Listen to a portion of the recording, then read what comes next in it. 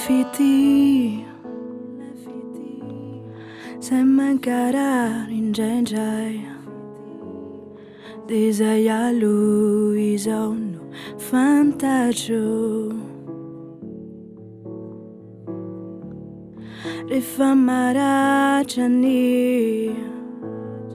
rehefa maratra indraindray ny fitiavana ihany no mamelona ny fo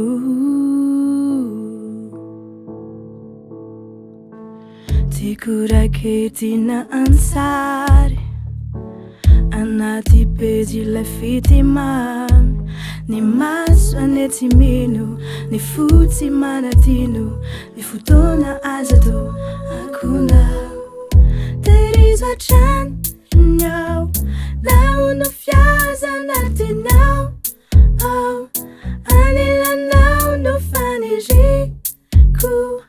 tsy ho irerentsonanao hoavy ao an-tranotsika manafaka manavotra ny fity rehefa izao rehetra izao ravasy mandao de umurane ny miarina tsarovy ao raha todolany anao lay fihetsem-potsikaina na raha hifondao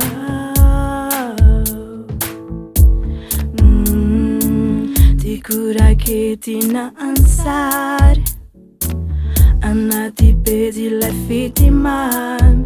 ny maso anety mino ny fotsy manadino ny fotoana azato ankona terizo atranao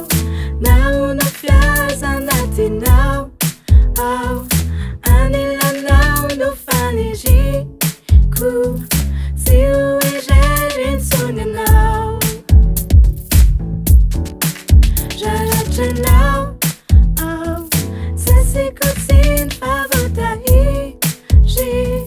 tsy te alova pedy hafao verany ao ray lausanao hoavy ao an-tranotsika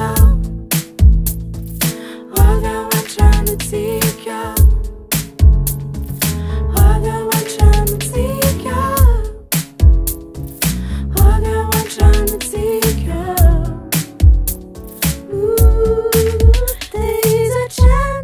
No, naono fiaza anatinao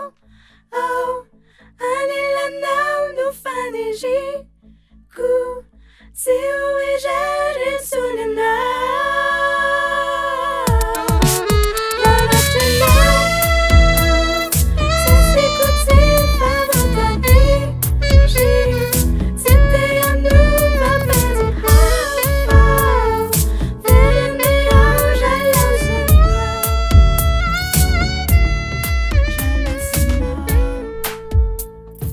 utsaroko ny mombatsikaaro fitiavana tsy manampaharo any ankotrany ty tany ity hoavy ao an-tranotsika ao